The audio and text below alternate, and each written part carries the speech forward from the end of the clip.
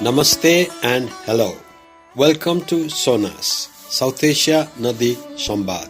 SONAS aims to promote dialogue and sharing of perspectives among sectors, disciplines, geographic regions, and among generations about South Asian water challenges. We will present a water champion's written perspective and conversation on ideas towards sustainable water solutions.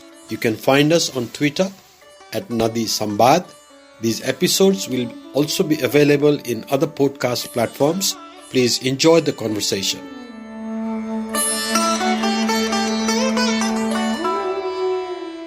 We'll be talking with Dr. Kedar Rijal. Dr. Rijal is Professor of Environmental Science at Center Department of Environmental Science, Tribhuvan University, Kathmandu. Welcome to the podcast, Dr. Rijal. Thank you, sir. It's my pleasure to be here, and I'll to make what you are trying to. Let's make it an enjoyable conversation. How did you get into environmental science, Dr. Rijal? Thank you, Ajay. So very interesting. First, when I did my master's in statistics. Okay. You had a master's in statistics? Statistics first. Okay. At that time, I didn't hear the even environmental word also. You hadn't heard the word. Okay. Then I started my teaching career in Trichandra College. During the teaching, I was somehow frustrated because when I was in university, in the classroom, I couldn't get a single example of the use of statistics in my life. I would like to see so theoretical. I was not very much interested to continue statistics. I was looking for another opportunity. So how I can get another so that which can apply in my daily life. And whatever knowledge or things I experience, I want to use in my life also. Searching the opportunity, then one of my friend, Dr. Acharya, he already died in the helicopter crash. Vigyan Acharya, yes, in he was my good friend, Ghumsa. He was my good friend. Then I requested him, not interested. Then he gave me the why not do environment science. Then I tried to find, and then I look at in the different aspects of the environment. Then I tried to go in Australia then it was in 1999. 1999. Then in 2000 I went to Australia. Okay, which university was there's a Griffith University. Griffith University is in Australia. Okay. When I joined that, then I changed my thought of academy in 180 degrees, sir. Okay. So how many years did you spend at Griffiths? 2 years, sir. So that's where you got your environmental science specialization masters. And you came back and then you joined the... It was my full-time position in the Trichandra College. By that time, there was not an environmental degree in Nepal. When I came back, one of my friends has already started the bachelor in Trichandra. Automatically, they transferred in that department. After teaching 2 years, 2002, the master degree in the Tribhuvan University began. There was no faculty, so I tried to go in the... So you are in the TU faculty right at the beginning when you started? No, in the beginning I didn't get opportunity because there is a bureaucracy and like that. Okay. I was supposed to transfer in the TU in Center campus, but there was different barriers. Then you started teaching full-time at Center Department of Environmental Science. In 2006, sir. So it's been almost more than 15 years now. Yeah. So do you enjoy your work? Really, I think I was born for the teacher, sir. I really enjoy the teaching profession. I never regretted my profession till to date. What about environment? You like the subject of environment, though it's complex and getting more challenging, stressed? I am looking at from the opportunity perspective, sir. Environment science. In the country of Nepal, it is very needed and is a multidisciplinary subject, sir. That's why we're trying to bring the students from the different field, even the faculty also. It's a long way to do, but still we are struggling from the support what we need to get from the government. But we are trying our best from the TU premises. Okay, we'll come back to this story of education, different disciplinary students' background coming, the challenges. But then let's now go back or talk about a little bit about our country, Nepal, and our environment. Environmentally diverse country. We have the plains, and then we have the mountains, then we have the valleys, then the Himal, and of course not just from south to north, but also from east to west. Yeah. Eastern Tarai in Nepal is very different from Western Tarai. As my experience, Nepal is a living laboratory for the environmental perspective, sir. In the very small area, you can find highly diversified biodiversity here. Even say our south to north is very short distance. If you drive that only 20 kilometers, you can have the different climatic, different ecology, different plant, flora and fauna. So which is very beauty of the country. In addition to that, if you travel from east to west, even in one aspect to the next aspect, the mountain, you can find the different climate, different vegetation, different fruits, the quality of the water, property of the soil, the color of the soil. I mean, it's very highly diversified. You can talk about food, you could talk about culture, you could talk about community, people. Yeah. That's also diverse, right? See, the way the Guru community, the way how they are passing their life. I mean, they are doing their daily activity, the Thari community. I mean, they have their own culture, respecting the environment. How are we doing in terms of understanding this beauty, this diversity and its strength? It's a scientific community, but we could not transfer this thing to our decision maker and planner. Mm-hmm. Even the community also, they respect the environment, but not from environment perspective also. Okay. The way of they have conventional knowledge and practices, what knowledge and practice they have, we could not document it. And our planner and policy maker, we could not communicate them very well.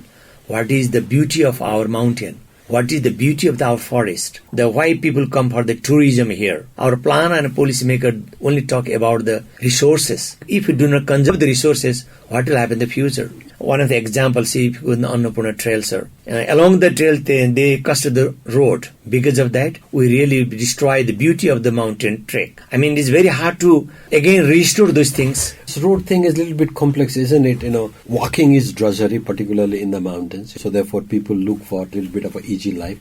Perhaps there would have been an alternative transportation or approach that we could have thought. Let me ask you, are we taking care of this environment, this uniqueness? You talked about the limitations. Maybe just to say the zero, but the level of we need to take care, the gravity of we need to take care, it is not happening from our policy and plan perspective. And the state did not look at very nicely. Individually, or maybe some community do very well, but it has to look at from the, say, state perspective. So that's why our environment is going to day by day. In the name of conservation, they did not focus really how we need to conserve the natural beauty of the country. There is a big gap, I would like to say, sir. But the nature beauty you can unpack, isn't it? You can talk about soil, which you Yes. mentioned that. You could talk about water, you could talk about vegetation, you could talk about trees, you could talk about fruits, agriculture. Yes. You could go to different sources of water. Are we taking care of it? Again, the same question I ask you. They made some policy for conserving, taking care from the local to the province to the federal. Their dilemma is that it is not implemented very properly.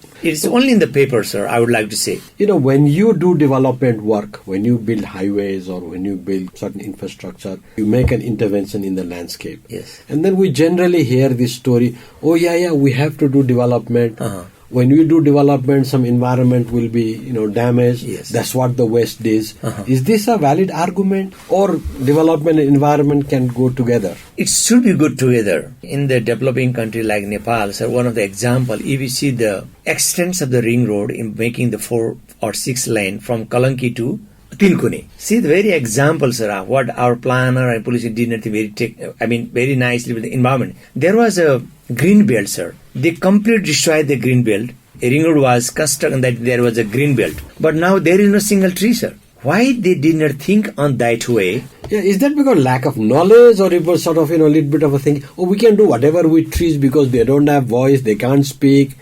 Some people shout, but then at the end of the day, it's okay. How we can blame the engineers who design it? They are the experts, sir. They are not only the expert of the constructing the road. They need to look at the environment perspective also. I think there is a gap of integration of the development and the environment.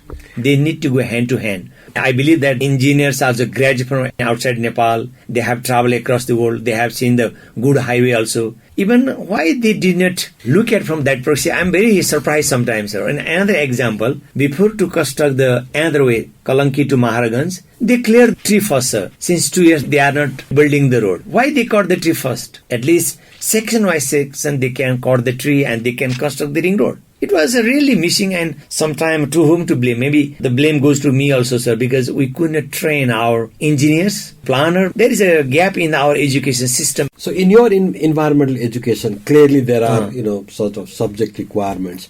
Do you, for example, talk about infrastructure, how infrastructure could be made more environmental friendly, how we could conserve, how we could redesign infrastructure? Is that something you discuss? There is some gap, sir. Education system that we have in a country, they are in isolation. As we are teaching in environment science, there is no of the construction, road construction, how we have to link with the environment. We need to talk in the, say, engineering perspective as harmony between the two disciplines. Absolutely. Yeah, It is really missing in our context. You talk only the students in environment science, maybe they talk very radically environment perspective. They need to look at from social, economical and other perspective as well. But that's something one does with environmental impact assessment or initial environmental examination, EIA or IEE, isn't it, Professor Rijal? And they are in the place, sir, but the process of how the government passed the EIA report. Still, there is only it like a theoretical, sir. If it doesn't fulfill compliance, we'll monitor it. Never. When they got the license, everything will be over, sir. It's more like a ritual. You have to do that. You do it. So there is only paperwork. Only paperwork, and there is kind of problem in the governance part of it. That's why we have trying to introduce the environmental good governance in our curricula, sir. Okay. Not only governance, environmental governance need to be inserted in our curricula. If you study the economics, if it's the political science of your environment, whatever you study, there's an environment governance course or maybe some sort of thing we need to be introduced in all discipline. Tribhuvan University also has engineering colleges where infrastructure, all these different subjects are taught. How is your kind of conversation, engagement with these other departments? We have, sir, we have. But the dilemma is that when we design the curricula, we revise the curricula, invite from engineering, sometimes medical science,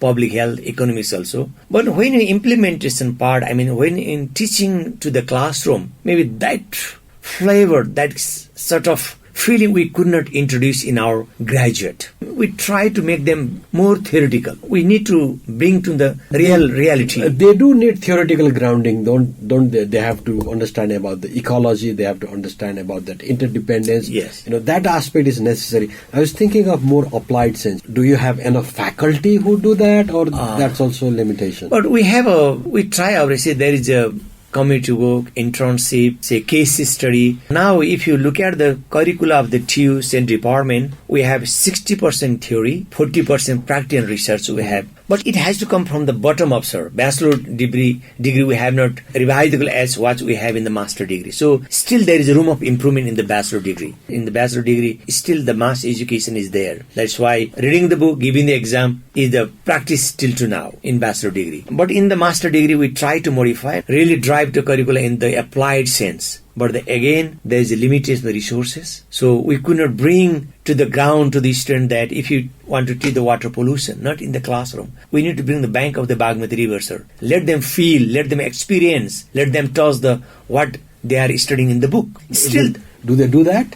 I should be very honest, sir. Very less percent. Very few. It's a living laboratory, our diverse environment. But even in terms of learning, we still aren't sort of doing enough to get our students and then to encourage them to learn from, say, our rivers, our forest. Yeah, from the beginning, there was no problem. But now practice is started. Okay. But still there is need a lot of things to need to do. For example, if you discuss about the biodiversity in our curricula, we need to bring them the, say, Dhorpatan, or maybe in the biodiversity hotspot of Nepal, say in the Chitwan National Park, Bardia National Park. Environment science, not only teach in the book, we need to bring in the field. Let them experience. We have to make them critical. So how these things, what is happening in terms of biodiversity, in area biodiversity, let them think and how they can contribute on it. Many years ago, I worked with an American professor. We were working in Bharatpur, Narangad actually. We were sitting on the bank of Narayani.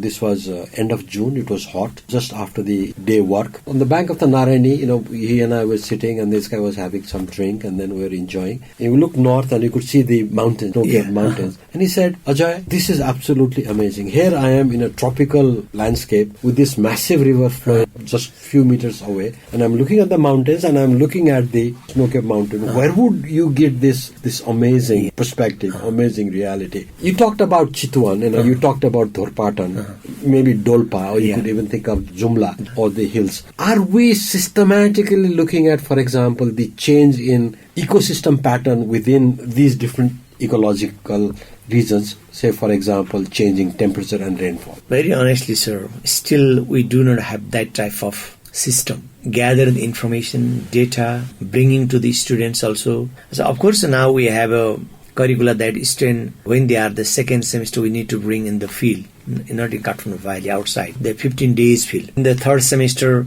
they have the specialization. Say if you have the mountain environment, they have to go in the mountain issue. If they are the water resource, they have water resource issue. But still, we do not have the very systematic. Every 5 years, we need to produce some data inference from our students. That is missing in our part.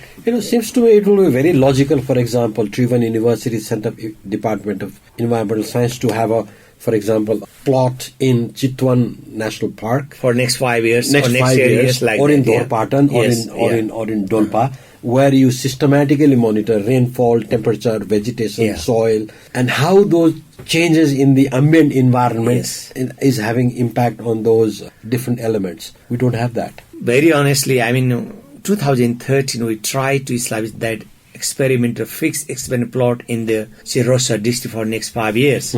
But when the leadership change, it changed. Is it because we don't give importance to this kind of knowledge base, that we don't fund it, we don't realize it at the level of the state, at the level of the government, at the decision making? Till to date, sir, there is a big gap between the university system and the bureaucracy system. They need to go together. You know very well, sir, the Western people, how they follow the policy. Policy will follow through the university. They engage the professor and the researcher for the policy feedback. That's why they make the policy by the science-based, evidence-based. Here, till to now, if I'm not wrong, the policy by Karyakarta, or their followers. There is a really, we can find very science-based evidence. If they want to amendment or they want to change the policy, they never look at from critical point of view. We do talk about evidence-based policy making, Dr. Rijal, don't we? Yeah.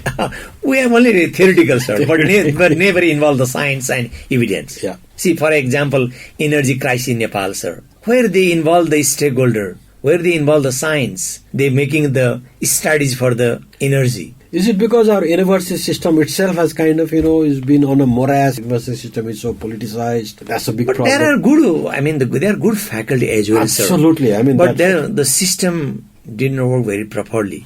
Still, we do not have a culture that the policy feedback through the organization, not from a single individual basis, sir. It has come, there should be some responsibility to the organization. The government, in the NDC, they said by 2045, 2050, they will introduce the electrical vehicle 50%. Really, it is possible? They never discuss with the academician, researcher, stakeholder. Somebody designed, they wrote it, sir. And that it became a policy. And how they will achieve it? What are the constraints? Big gap between research, particularly in the university system. TU might be one. KU, other university. There are good faculties, good professionals who are doing some excellent, amazing work despite these limitations. But still, systemically, we have long way to go. Definitely, sir. Long way to go. And there, even the government, there should be the time to interaction with the government and the academia. Even industry. Since 5 or 6 before,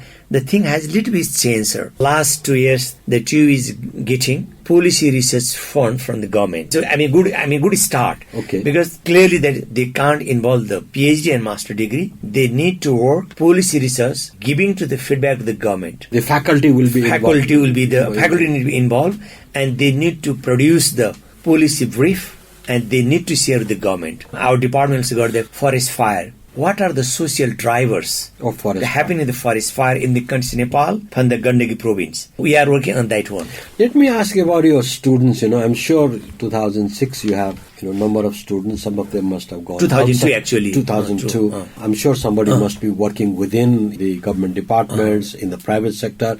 Do you interact with them? Do you tell you about the challenges they face? Perhaps the ways education should be done? Yeah. We have alumni, sir. Past alumni we have, and we invite to them. Even the curricula, we revise the curricula nearly 4 times in last 15 to 20 years. So we involve them. If they are working in the government sector, what type of curricula we need to design to work in the government sector. Even the, development partner sector, ADB or more like that also. Some of our products are working over there also. And we invite to them, and we asked some of these students are working in the United States. even Japan. We asked to them, and we really got their good feedback, and we try to incorporate those things in our. That's why we make 60% is theory and 40% is the research and the practical, because of their feedback. And it's the first time in our history in the TU, sir. That's why community work. To get the master degree of the environmental science, they need to work for the 15 days in the community. They need to learn from the community as well. I do work with some of your graduates, some of them have good understanding of the landscape. And some of them are critical. And environmental science or discipline requires one to be a bit critical, isn't it? Questioning, challenging. Yes. In the master, that's why we're trying to communicate to our students. We want to make them critical. Yeah. Because asking the question, looking at the issue from different perspective. So that's why we have the Monday seminar in the second semester, whole semester, every Monday. We'll give some article, and one faculty will lead on that one, and we'll share the article to them. Let them present. Let them critique on it. Even though sometimes there is very tough to their honest, to meet in that honest. But we have started, sir, to some degree. It's a process that's going on. We did talk about, environmental degradation, and you highlighted the kind of structural challenges, perhaps not so much about pollution, but then when you talk about pollution like air and water and land, of course that seems to be going up and up and up, right? Yeah, even the laboratory-wise course is there, sir. But still, how we can bring our students in the real ground. They still be there because of the not having the resources, I would like to say. Facility. Resources is knowledge. Resources is equipment. Finance, the environment, perhaps. We understand the student in the local government, because we are trying to make a good connection with the local government, because let them support making environment in the plan of every local government. They don't have, sir. So how many rivers, they don't know. What type of forest, they don't know. What type of animal is there, they don't know. There's soil population in that province or there is, they don't know. So our student can make to them those things. Some efforts have been made, but there is a long journey. Some steps we have taken. Initially, steps we have started, sir, but the journey is long, and we have a hard work to perform, right, Dr. Rijal? Yes. Thank you very much, Dr. Rijal, for sharing your thoughts about the environmental challenge. We did talk about the diversity of Nepal as a unique environmental kind of a landscape, and you said that's an opportunity. Yes, indeed, but we need to understand it better. We need to test it better. Find out how it's going on. Hopefully this journey will continue, and then you and the department, including many others, will continue to add to the knowledge base, and that will ultimately come to the policy space, and then we'll be in a position to take better care, stewardship of environment in Nepal. Thank you, Ajay sir. Before to conclude, we have the two students, very good students we have. At the same time, and they are from across the country, sir. While we select this student on the merit basis, we have 48 quota, and we have very good faculty who have done their PhD from different part of the world. Really, it's a good learning center to our younger generation. The Center Department, I would like to say, Center Department of Environmental Science. Even though there are some limitations, there resource limitations there, but as human resource, we are very in good position. At the same time, we are the very enthusiastic and very good students we have, sir. We will see the impact of your graduates in coming days. We'll do our best, sir. Thank you very much.